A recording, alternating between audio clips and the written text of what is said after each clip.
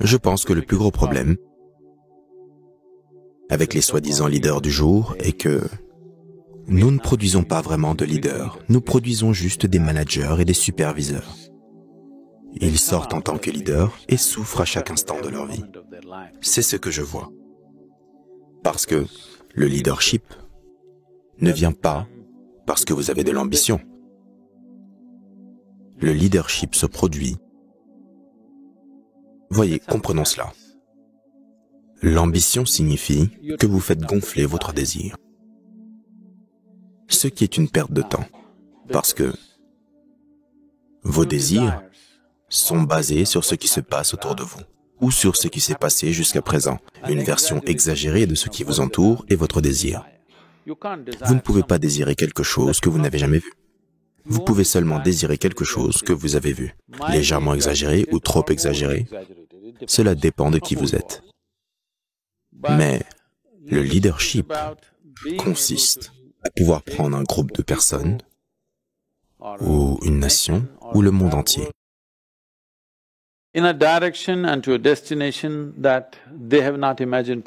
vers une direction et vers une destination qu'ils n'ont pas imaginé possible. Si c'est quelque chose qu'ils pouvaient imaginer, ils n'ont pas besoin de vous. Ils ont besoin d'un leader parce que ils devraient être capables de les emmener dans un endroit qu'eux-mêmes ne peuvent pas imaginer possible. Pour cela, un leader a besoin d'une profonde perspicacité. Quand je dis perspicacité, vous êtes capable de voir quelque chose que les autres ne peuvent pas voir. Les gens veulent faire des choses, mais travailler sur eux-mêmes ne les intéresse pas.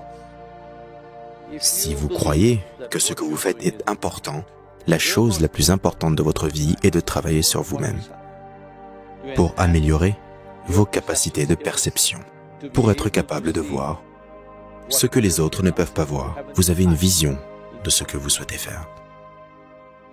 Le sujet n'est même pas qu'est-ce que je souhaite faire. Le sujet, c'est qu'est-ce qui est le plus nécessaire, là, maintenant. Car si vous faites ce qui est nécessaire, seulement là, c'est du leadership. Si je fais quelque chose qui me plaît à moi, alors il n'y aura personne derrière, parce que tout cela tourne autour de moi. Donc, les jeunes leaders, la chose la plus importante est de ne pas gonfler votre désir au nom de l'ambition. Gonflez vos compétences. Si sans cesse vous gonflez vos compétences, en fonction de l'époque à laquelle on vit, des opportunités qui se présentent à nous, naturellement vous allez entrer dans le rythme de ce qui est là. Si vous avez une compétence énorme, alors je ne pense pas que le monde puisse vous faire atterrir.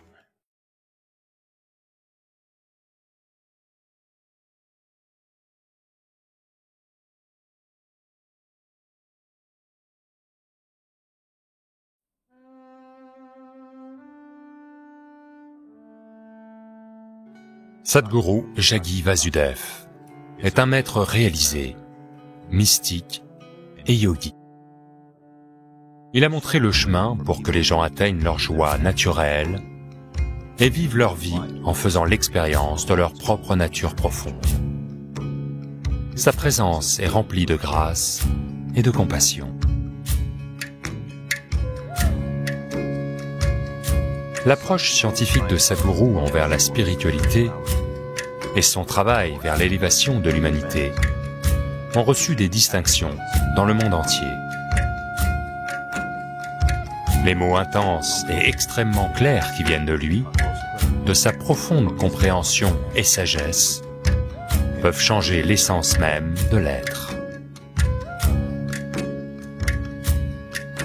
N'appartenant à aucune tradition particulière, Sadhguru extrait des sciences spirituelles ce qui convient le mieux aux esprits modernes. Son travail et l'effusion de sa félicité s'expriment sous la forme d'une offrande incessante pour aider tous les êtres. Disponible pour tous ceux qui en ont la volonté, la vie de Sadhguru est une invitation au divin par la transformation individuelle.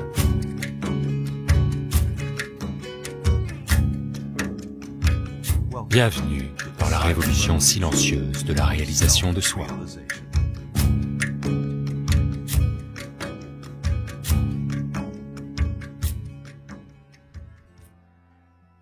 à partir du moment où nous sommes nés en tant qu'êtres humains. Nos vies se sont compliquées d'une manière ou d'une autre.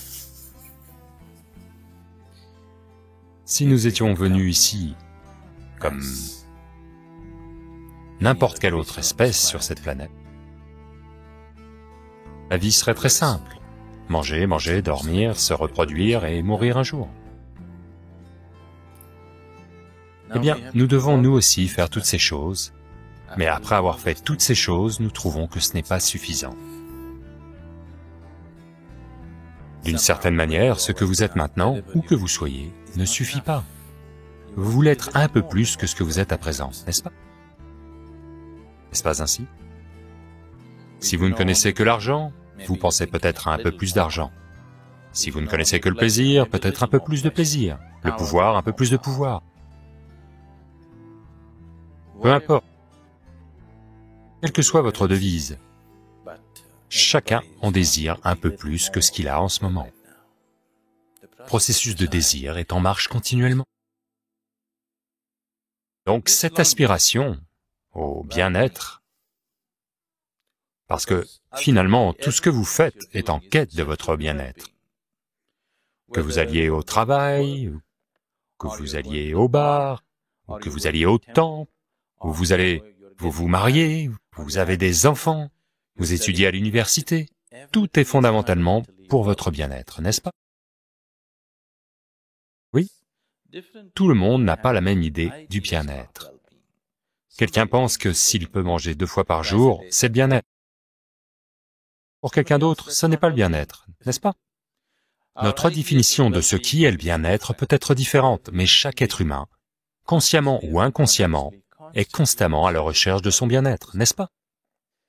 Alors, qu'est-ce qu'est le bien-être? Quand vous sentez-vous vraiment bien dans votre vie? Quand vous sentez-vous vraiment bien? Quand vous êtes très heureux, vous allez bien. Même si vous êtes physiquement malade, vous êtes toujours bien, n'est-ce pas? Même si médicalement vous êtes diagnostiqué malade, si vous êtes très heureux à ce moment-là, vous vous sentirez bien, n'est-ce pas? Donc fondamentalement, le bien-être est un certain niveau de joie, d'exubérance de la vie. Qu'est-ce que le bonheur? Nous pouvons dire que le bonheur est ceci, cela, mais en termes de vie, le bonheur signifie que vos énergies vitales se manifestent d'une manière plus exubérante qu'elles ne le font d'habitude. La dépression signifie que vos énergies vitales sont devenues très basses et confinées. Le bonheur se traduit par l'exubérance de vos énergies vitales. Il y a plusieurs façons de décrire le bonheur. Mais seuls ceux qui sont heureux savent ce que être heureux veut dire. Il n'y a personne qui n'a pas été heureux. Tout le monde a été heureux. Mais le problème est que les gens ne sont pas capables de maintenir cet état, c'est tout. N'est-ce pas? Tout le monde a été heureux. Au cours des dernières 24 heures, combien de moments de joie avez-vous connus? 1, 2, 3, combien? Peut-être pouvez-vous les compter sur vos doigts. Beaucoup de gens n'ont rien à compter. Quand vous aviez 5 ans, enfant, combien de moments de joie avez-vous connus en 24 heures? Beaucoup, n'est-ce pas? Il fallait que quelqu'un vous rende malheureux. Maintenant, quelqu'un doit vous rendre heureux, non? Toute l'équation s'est inversée d'une certaine manière. Tous ces efforts dans la vie, tout ce que vous faites, avez fait, les études, la carrière, les affaires, la famille, tout ce que vous avez fait, tout n'était qu'en quête du bonheur. Non? Tout ce que l'humanité a fait sur cette planète est en quête du bonheur, n'est-ce pas? Au cours des 100 dernières années, nous en avons trop fait sur cette planète. En utilisant la science et les technologies, nous avons changé le visage même de cette planète. Aujourd'hui, nous avons le genre de confort et de commodité qu'aucune autre génération n'a jamais même imaginé. Oui, ce qu'une famille royale ne pouvait pas s'offrir il y a une centaine d'années, aujourd'hui un citoyen moyen l'a, n'est-ce pas? La plupart d'entre vous ne conduit-il pas un char avec 100 ou 200 chevaux? Oui, même les rois ne pouvaient pas se le permettre. Mais sommes-nous plus heureux pour autant? Nous sommes sans aucun doute la génération jouissant du plus grand confort sur cette planète. N'est-ce pas le cas physiquement? Mais sommes-nous aussi la génération la plus joyeuse? Donc, ça n'a pas marché. La science et la technologie ont apporté énormément de confort et de commodité dans nos vies. Des choses que nous ne pouvions même pas imaginer il y a seulement 25 ans sont une réalité quotidienne aujourd'hui, n'est-ce pas? Mais sommes-nous plus joyeux pour autant? Non. Et tous ces conforts et ces commodités ne sont pas arrivés gratuitement. Ils ont coûté incroyablement cher à toutes les autres formes de vie sur cette planète. Oui, chaque créature, des plantes aux animaux, en passant par chaque chose, y compris les êtres humains, ont payé un prix énorme. Tout cela pour créer ces conforts et ces commodités, et pourtant nous ne sommes même pas heureux. Alors à quoi ça sert? Nous sommes clairement en train de faire un feu de camp de notre planète. Si ça vous rend extatique, ça va brûler la planète, c'est bon. Mais nous ne sommes même pas heureux. Je pense qu'il est peut-être temps de regarder cela d'un peu plus près, non? Pourquoi donc continuer à tout détruire si nous ne sommes même pas heureux? Donc le problème est que vous êtes à la recherche du bonheur. C'est inscrit dans votre constitution, ici aussi. À la recherche du bonheur. Qu'est-ce que cela veut dire, être à la recherche du bonheur? Que vous voulez faire plein de choses pour être heureux. Oui. Oui, c'est ce que cela veut dire, que vous devez avoir la liberté de faire beaucoup de choses pour atteindre ce bonheur. Regardez, chaque fois que quelque chose d'heureux vous est arrivé, chaque fois que vous êtes heureux, peu importe le stimulus à l'origine, où étiez-vous heureux, à l'intérieur ou à l'extérieur? À l'intérieur, n'est-ce pas? Avez-vous déjà fait l'expérience du bonheur ici, autour? Non. Une telle chose n'a pas pu se produire, parce que le siège de l'expérience humaine est à l'intérieur de vous, et pas à l'extérieur de vous. Les gens parlent de bonheur intérieur et de bonheur extérieur. Cela n'existe pas. Le bonheur et toute expérience humaine ont toujours été internes, jamais externes, n'est-ce pas? Donc le bonheur est interne, mais le bouton de démarrage est à l'extérieur, dans le monde. Ailleurs, dans les mains de quelqu'un d'autre. Maintenant, une certaine quantité de gestion intérieure est nécessaire, mais ce n'est pas fait. Quand je dis intérieur, je ne parle pas de votre corps ou de votre esprit. Parce que votre corps et votre esprit viennent de l'extérieur. Regardez, quand vous étiez enfant, votre corps était tout petit, et maintenant il est devenu si grand. Comment? Comment? La nourriture que vous avez mangée, n'est-ce pas? Donc ce que vous appelez comme mon corps est en fait un tas de nourriture. Oui? Pas une façon agréable de vous décrire du tout. C'est en fait un tas de nourriture, ou un morceau de cette planète, n'est-ce pas? Oui? Ceci est juste un morceau de la planète. Là maintenant, vous l'avez assemblé de cette façon et arrangé de cette façon. Regardez, toutes ces innombrables personnes qui ont existé sur cette planète avant vous et moi, où sont-elles? Toutes de la terre arable, n'est-ce pas? Celui-là aussi redeviendra de la terre arabe. À moins que quelqu'un ne vous enterre vraiment profondément. De peur que vous ne puissiez ressusciter d'entre les morts. Donc ce corps est quelque chose que vous avez accumulé de l'extérieur. Oui? Ce que vous appelez mon esprit est un énorme tas d'impressions que vous avez accumulées de l'extérieur, est-ce vrai? Tout le contenu de votre esprit est une énorme impression, un tas d'impressions. Donc entre ces deux, cet énorme tas d'impressions et le tas de, je ne dirais pas énorme, ce tas de nourriture que vous avez accumulé de l'extérieur, si vous devez accumuler tellement, il doit bien y avoir quelque chose de plus pour accumuler tout ça, n'est-ce pas? Oui? Mais votre expérience de la vie est limitée à cela, votre corps, votre esprit et vos émotions. Quand je dis esprit et émotion, ils ne sont pas vraiment différents. Ce que vous appelez comme mes émotions est juste la partie la plus juteuse de la pensée. La pensée est sèche et directe. Une émotion est un peu plus juteuse, sans cela, vous vous sentiriez trop sec et assoiffé. Donc, pour étancher cette soif, vous transformez une partie de vos pensées en émotions. La façon dont vous pensez correspond à ce que vous ressentez, n'est-ce pas ainsi? Oui? Là, vous pensez que c'est une personne merveilleuse, vous ressentez de douces émotions à l'égard de cette personne. Puis là, vous pensez que quelqu'un d'autre est une personne horrible. Vous ressentez alors des émotions abominables à l'égard de cette personne. Vous ne pouvez pas penser qu'il est horrible et ressentir de douces émotions à son égard, n'est-ce pas? Vous ne pouvez pas penser que c'est une personne merveilleuse et ressentir une émotion négative à l'égard de cette personne. Ce que vous pensez correspond à ce que vous ressentez. Les gens pensent qu'ils sont différents parce que les émotions se manifestent avec un certain temps de retard. Vous voyez, aujourd'hui vous pensez que c'est une personne merveilleuse. Demain matin, votre pensée vous a dit que c'est une personne horrible. La pensée change immédiatement de direction. Dès qu'elle voit quelques petits détails, elle change de direction immédiatement. Les émotions ne peuvent pas changer de direction tout de suite. Elles ont leur propre temps de retard. Elles continuent dans un sens, mais au bout de 3 jours, les émotions changent aussi. Peut-être 3 jours ou 3 ans, le temps qu'il vous faut peut dépendre, mais elles changeront aussi, n'est-ce pas? Elles s'ajusteront à vos pensées ou pas? Elles le feront. Les émotions sont plus fluides, elles ont un temps de retard, vous ne pouvez pas les rassembler immédiatement. Les pensées, vous pouvez les rassembler immédiatement et les rediriger dans une certaine direction. Les émotions, vous ne pouvez pas les rassembler immédiatement. Elles se répandent partout. Il faut un certain temps pour les rassembler. Donc, vos pensées, vos émotions, votre corps, tout cela a été assemblé en prenant des éléments à l'extérieur. Donc, ce que vous avez de l'extérieur, vous pouvez le gagner, vous pouvez le perdre, n'est-ce pas? Vous pouvez l'accumuler, ce qui peut être accumulé peut être perdu, n'est-ce pas? Et ce sera perdu, soit au cours de la vie, ou soit dans le processus de la mort. Ce sera perdu. Et quand vous vivez constamment avec quelque chose qui sera perdu, et qui peut être perdu à tout moment, naturellement, vous vivez une vie très instable et précaire, n'est-ce pas? Voyez à quel point votre vie a été construite et structurée autour de votre sécurité. Parce que tout ce que vous faites concerne votre sécurité, n'est-ce pas ainsi? Oui? Vous ne trouvez pas? S'il vous plaît, examinez attentivement votre éducation, votre carrière, votre famille, vos enfants, vos émotions. Tout est concentré autour de votre sécurité, non? Lorsque vous pensez constamment à la sécurité,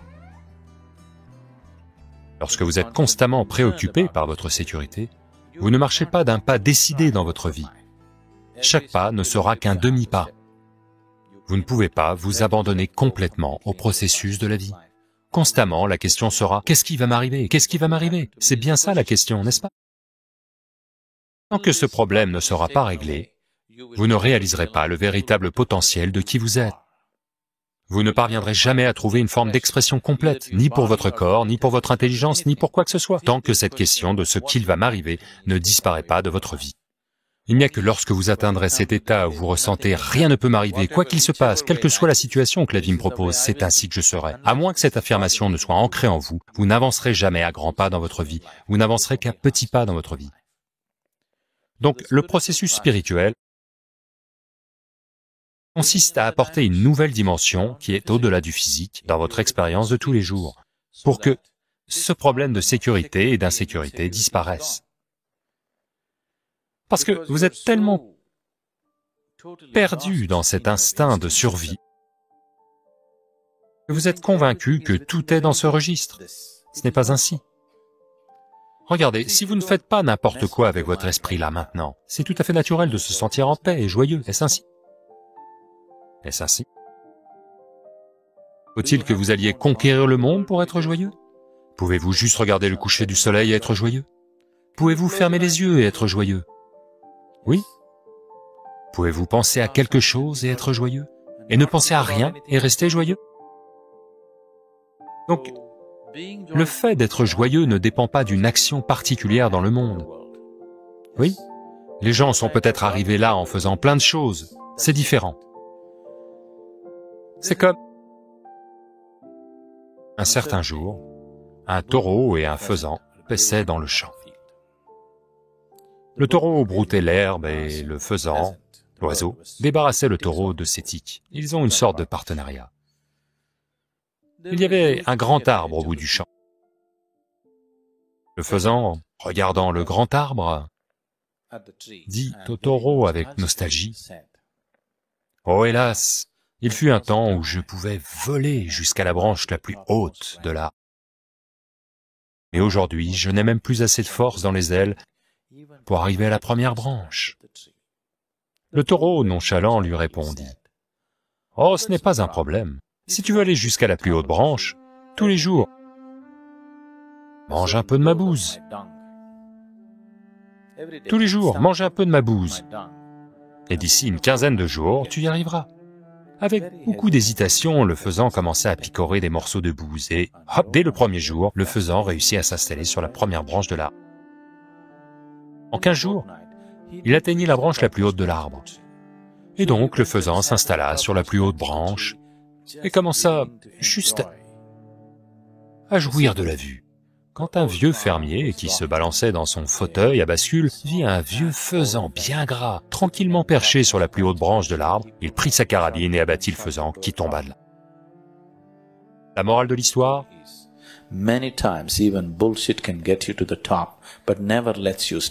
Très souvent, même des sornettes peuvent vous conduire au sommet, mais elles ne vous y permettent jamais d'y rester très longtemps. De bien des façons, vous essayez de vous raconter des foutaises pour atteindre cet état de joie. Plusieurs fois, vous avez réussi, mais vous n'êtes jamais arrivé à conserver cet état, n'est-ce pas?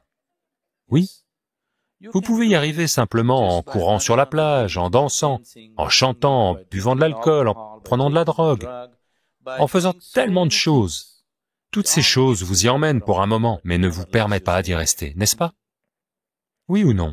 Plus il vous est difficile de rester dans cette étape, plus la vie vous plonge dans le désespoir. Maintenant, je parle d'un état de joie. Qu'est-ce que c'est? Il y a beaucoup de façons de regarder cela. Une manière simple est... Disons que maintenant vous avez perdu votre paix intérieure. Si vous perdez votre paix intérieure, que se passe-t-il dans votre vie? D'abord, vous rentrez chez vous et vous commencez à crier sur quelqu'un. Votre mari, votre femme, vos enfants ou la première personne qui se trouve là. Si cela continue, le lendemain matin, vous vous en prenez à votre voisin. Si cela continue encore, vous allez au bureau et vous criez sur votre patron. À partir du moment où vous criez sur votre patron, tout le monde sait que vous avez besoin d'une aide médicale. Oui. Quand vous avez crié sur votre mari, sur votre femme, tout le monde a pensé que c'est normal. Mais dès que vous criez dans un endroit où il y aura de sérieuses conséquences pour vous, les gens savent qu'il vous faut l'aide d'un médecin, n'est-ce pas? Donc ils vous emmènent voir un médecin. Au départ, le médecin essaie de vous sortir de là par le dialogue. Et vous ne changez pas d'avis. Donc en dernier recours, il vous fera avaler une pilule. Cette pilule, c'est quoi? Juste un peu de chimie, n'est-ce pas? Si vous ingérez cette pilule, vous êtes plus paisible. Peut-être pas pour toujours, pour une courte période de temps. Vous êtes effectivement paisible. Ça fonctionne. C'est d'ailleurs pour cette raison que tellement de gens en prennent, n'est-ce pas? Cela fonctionne vraiment. Peut-être juste pour un petit moment, mais cela fonctionne.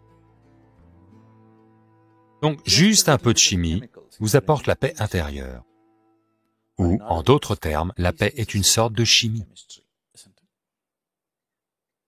Si la paix, c'est de la chimie, est-ce que l'agitation n'est pas une sorte de chimie? Oui. La joie n'est-elle pas une autre sorte de chimie? La misère n'est-elle pas une autre sorte de chimie? Agonie une autre sorte? Et extase une autre sorte? Toute expérience humaine a une base chimique. Je dis donc qu'il s'agit de créer la forme adéquate de chimie à l'intérieur de vous, grâce à laquelle être en paix et dans un état de félicité est juste naturel pour vous. Il vous suffit juste de créer la forme adéquate de chimie. À ce moment-là, c'est votre façon d'être. Ce n'est plus quelque chose que vous recherchez à l'extérieur. Nous avons fait de l'ingénierie dans le monde aujourd'hui de bien des manières pour qu'il fonctionne mieux pour nous, n'est-ce pas? Nous n'avons rien fait en ce qui nous concerne. Fondamentalement, l'ingénierie consiste à créer les situations comme nous le voulons, n'est-ce pas? Nous nous sommes évertués à créer des situations extérieures telles que nous voulions qu'elles soient. Mais nos situations intérieures ne sont pas telles que nous voudrions qu'elles soient. Alors à quoi ça sert? Nous sommes là avec le genre de climat qui nous convient à l'extérieur, mais le climat intérieur n'est pas bon. Cela ne fonctionne pas, n'est-ce pas? Peu importe où vous êtes assis dans un palais ou au paradis, mais votre situation intérieure n'est pas bonne. Ça n'a pas d'importance, n'est-ce pas? Oui. Les gens veulent aller au paradis. Pourquoi? Parce que de toute évidence, ils ont fait d'eux-mêmes un enfer. Qui vous a dit qu'ici n'était pas le paradis? Comment le savez-vous? Comment savez-vous que vous n'êtes pas déjà au paradis et que vous avez fait de vous-même un enfer? Parce que toute la tristesse dont vous avez fait l'expérience ne s'est produite que dans votre esprit, n'est-ce pas ainsi? Où se trouve l'usine de fabrication du malheur humain qui a lieu sur cette planète? En Californie? Où est-elle? Elle est dans votre esprit, n'est-ce pas? Cet esprit aurait pu être une échelle qui vous mène vers le divin. Cet esprit aurait pu être une source d'extase. Mais cet esprit est devenu une source de tristesse pour la plupart des gens. Tension, anxiété, dépression. Pourquoi? Vous ne savez juste pas comment le gérer, n'est-ce pas? Oui, vous ne savez juste pas comment le gérer. C'est un miracle qui a mal tourné. Pour l'humanité, l'esprit a mal tourné, n'est-ce pas ainsi? C'est en fait un vrai miracle. Vous pourriez l'utiliser pour créer n'importe quoi, tout de suite, si vous le vouliez. Vous pourriez atteindre l'extase grâce à ce même esprit, n'est-ce pas? Avec ce même esprit, à ce moment même, vous pouvez devenir dépressif et complètement perdu. Les deux sont possibles en ce moment, si vous le souhaitez. Oui ou non? Alors, pourquoi ça a mal tourné? C'est simplement parce que sans comprendre la nature de ce corps, sans comprendre la nature de cet esprit, sans comprendre comment celui-ci existe à l'intérieur de lui-même, nous essayons juste de vivre par accident. Nous espérons simplement que tout ira bien. On vous a dit pendant des milliers d'années, « Ne vous inquiétez pas, Dieu prendra soin de vous, tout ira bien, tout ira bien. » Regardez le monde et dites-moi ce que les gens traversent. Votre vie intérieure, votre niveau de joie, votre niveau de paix ne se manifeste que dans la mesure où vous la comprenez et dans la mesure où vous la gérez. Dans la mesure où vous êtes capable de les gérer, et dans cette mesure uniquement, ce n'est qu'avec cette profondeur que vous connaîtrez la vie. Prenons par exemple l'esprit. De quelle manière nous le gérons? Regardez, la nature de l'esprit est telle que toute chose et chaque chose qui vient en contact avec vos 5 sens, votre esprit l'enregistre. La plupart des impressions que vous avez accumulées dans votre esprit sont inconscientes. À chaque instant éveillé, à chaque instant endormi de votre vie, quel que soit ce qui vient en contact avec vos 5 sens est enregistré. Chaque son, chaque odeur, chaque toucher, chaque vue que vous avez amassé, tous sont présents dans votre esprit. Pour un certain nombre, vous pouvez les ressortir et les utiliser. Pour la majorité d'entre eux, vous ne pouvez pas les ressortir, mais ils agissent. Cela vous impacte de bien des façons différentes, toutes ces impressions. Donc, dans cette masse d'impressions qui affluent, vous n'avez pas la possibilité de choisir entre ce que vous voulez laisser entrer et ce que vous ne voulez pas. Quelle que soit la personne qui croise votre chemin, elle remplira votre tête de quelque chose et partira. Vous ne pouvez pas l'empêcher. Si vous dites « je n'aime pas cette personne », vous ne pouvez pas empêcher les données qui viennent d'elle. En fait, vous prendrez encore plus de cette personne que de n'importe qui d'autre, n'est-ce pas? Donc, votre esprit, d'une certaine manière, est juste comme la poubelle de la société. N'est-ce pas? Vous pouvez prendre la poubelle, quel que soit le contenu de la poubelle, vous pouvez le prendre et en faire un excellent terreau pour vous. Ou vous pouvez vivre dans la poubelle et vous y débattre éternellement. C'est le choix que vous avez. Donc, dans ce que vous recevez, vous n'avez pas le choix à ce sujet. Tout ce avec quoi vous entrez en contact va à l'intérieur. Mais vous avez la capacité de choisir ce que vous utilisez et ce que vous n'utilisez pas, n'est-ce pas? C'est bien là. Mais cette capacité de choisir a été perdue chez beaucoup d'êtres humains. C'est pourquoi ils sont devenus des êtres humains compulsifs. Regardez juste dans quelle mesure votre vie est compulsive, dans quelle mesure votre vie est consciente. S'il vous plaît, regardez cela. Observez-vous attentivement et voyez dans quelle mesure vous agissez consciemment, dans quelle mesure vous agissez compulsivement. Vous verrez, une grande partie de vous agit de façon compulsive. Quand vous agissez de façon compulsive, vous n'agirez pas comme vous voudriez le faire, n'est-ce pas? Vous voyez, il n'y a qu'un seul problème dans votre vie. La vie ne se déroule pas comme vous pensez qu'elle devrait se dérouler. C'est le seul problème. Y a-t-il un autre problème? Y a-t-il un autre problème? C'est le seul problème, n'est-ce pas? La vie ne se déroule pas comme vous pensez qu'elle devrait se dérouler. En même temps, vous déclarez croire en Dieu. Si vous croyez en Dieu et que ça ne se déroule pas comme vous le voulez, c'est que ça doit se dérouler comme il l'entend. Vous devriez être encore plus heureux que ça se déroule comme votre Dieu l'entend. Et ce n'est pas la réalité. Donc, le monde ne se déroule pas comme vous le voulez, c'est ok. Mais maintenant, le problème est que vous ne vous comportez pas comme vous le voulez. C'est ça le problème, n'est-ce pas? Oui, personne dans le monde ne se comporte comme vous le souhaitez. Regardez, s'il vous plaît. personne autour de vous ne se comportera à 100% comme vous le souhaitez, n'est-ce pas? Oui. Personne ne se comporte comme vous le souhaitez, c'est ok. Mais cette personne-là doit agir comme vous le souhaitez. Si cette personne-là ne se comporte pas comme vous le voulez, vous deviendrez une tragédie. C'est la tragédie de l'humanité. Les choses dans le monde ne se déroulent pas selon vos souhaits. Ce n'est pas le problème. Vous ne vous comportez pas comme vous le souhaitez, c'est le problème, n'est-ce pas? Donc si les choses se passent comme vous le souhaitez, vous avez commencé à comprendre que dans le monde, vous devez faire de l'ingénierie pour que ces choses se déroulent comme vous le souhaitez. Si l'ingénierie de votre voiture est faite correctement, si vous tournez le volant par là, vous voulez qu'elle aille là, et elle va bien dans cette direction, c'est une bonne voiture. Sinon, vous tournez par là et elle va dans l'autre sens. Vous savez qu'il y avait des voitures comme ça avant? Oui? Savez-vous que dans les années 50 et 60, avec les voitures américaines, si vous vouliez les faire aller par là, il fallait les diriger par ici?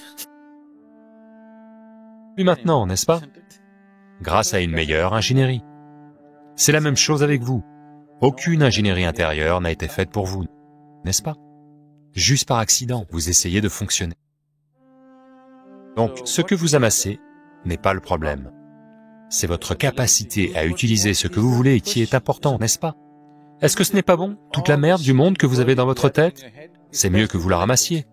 Parce que si vous n'en aviez pas connaissance, vous marcheriez dedans tous les jours. Si vous en avez connaissance, vous ferez attention à ne pas marcher dans toutes ces choses, n'est-ce pas?